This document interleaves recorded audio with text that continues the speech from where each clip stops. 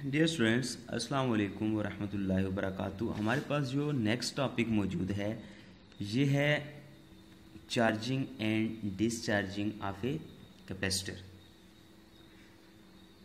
यानी हम किसी कैपेसिटर को चार्ज कैसे करते हैं और जब वो डिस्चार्ज होता है तो इसके ऊपर किस किस्म के चेंज आते हैं। तो हम इसको स्टडी करते हैं कुछ इस तरह से कि हम ये जानते हैं कि many electric circuit consists of both capacitor and resistor. Fig shows a resistor capacitor circuit called RC circuit। अगर आप गौर से देखें तो हमारे पास यहाँ पे कैपेसिटर मौजूद है और रेजिस्टर मौजूद है। इसको हमने एक पोटेंशियल से अप्लाई किया हुआ है V0 और हम ऐसे सर्किट को जिसमें रेजिस्टर कैपेसिटर लगा हो हम उसको RC सर्किट बोलते हैं। याद रखें हम इस फिनोमिना में इस सर्किट की मदद से, ये स्विच है, ये पोटेंशियल डिफरेंस है, ये चार्ज प्लेट्स हैं कैपेसिटर की और ये रेजिस्टर लगा हुआ है।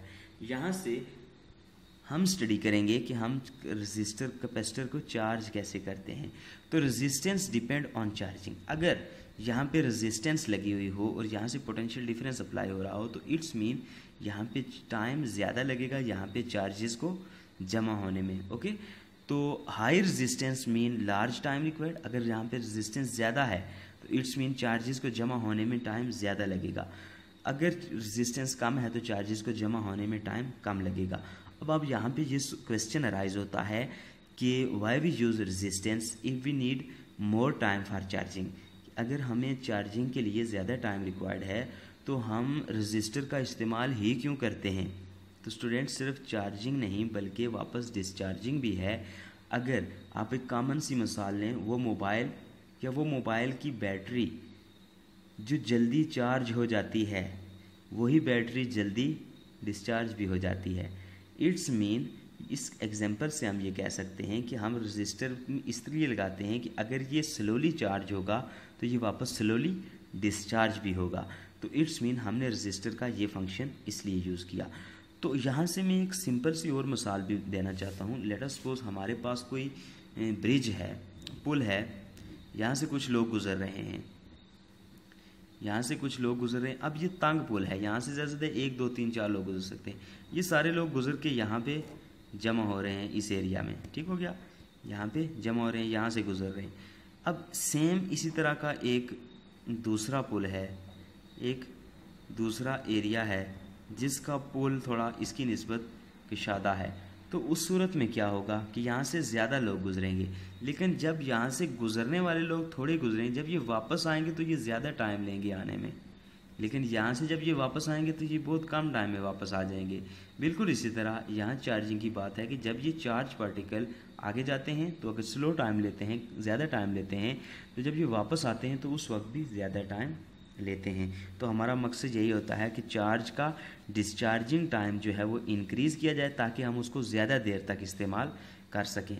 तो दूसरी बात ये कि जो कैपेसिटेंस है और वो रेजिस्टेंस है, this is always equal to time. ये हमेशा टाइम के इक्वल होती है, यानी RC is equal to T।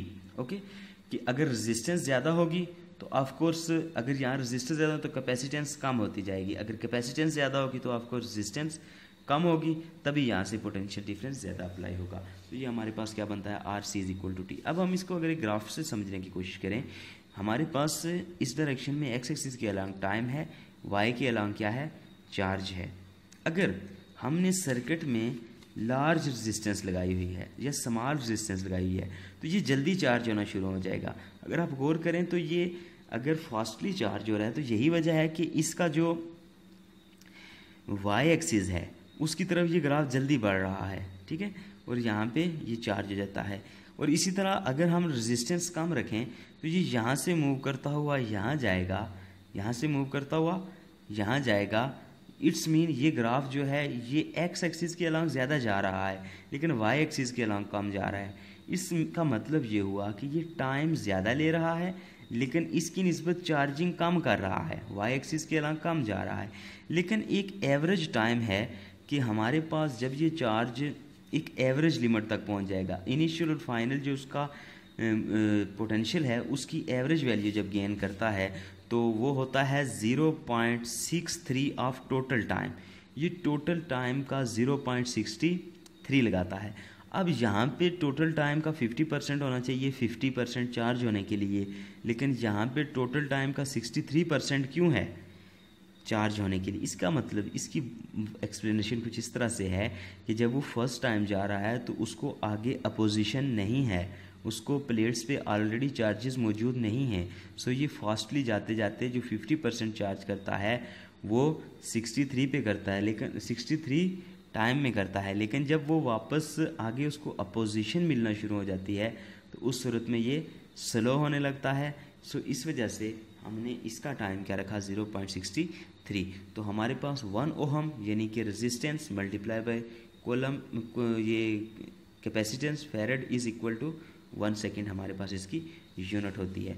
ये था चार्जिंग, कैपेसिटर की चार्जिंग। अब कैपेसिटर की डिस्चार्जिंग करते हैं कि अगर हम ये पोटेंशियल यहाँ से हटा दें, यहाँ से स्विच को डायरेक्ट कर दें, दोनों वायर्स को कोलाइड कर दें। हमने कैपेसिटर को पढ़ते हुए वायर को कोलाइड करके भी देखा था। तो उस सूरत में क्या होता है, जिस तरह चार्जिंग जल्दी में होती है इस तरह ये इसकी डिस्चार्जिंग भी वापस जल्दी में हो जाती है। अगर हमने क्या रखी हो, स्मॉल रेजिस्टेंस रखी हो, और अगर हमने लार्ज रेजिस्टेंस रखी हो तो ये वापस डिस्चार्ज होने में भी टाइम ज़्यादा लेता है। ये वो ग्राफ्स हैं जो हम इनको ग्राफिकली एक्सप्लेन करते हैं और बाकी लॉजिकली भी मैंने आपको इस बात की एक्सप्लेनेशन दे दी है। तो ये था हमारे पास कैपेसिटर की चार्जिंग और डिस्चार्जिंग। इसके साथ हमारा चैप्टर 12 यहाँ पे कंप्लीट होता है। इसकी तमाम वीडियोस इस चैनल पे मौजूद हैं। अगर आपको कहीं भी कोई क्वेश्चन हो, कुछ भी पूछना हो तो आप कमेंट बॉक्स में आराम से पूछ सकते हैं। इसके साथ अल्लाह हाफिज़। स्टार्ट करते हैं हम नेक्स्ट चैप्टर। अल्लाह हाफिज़।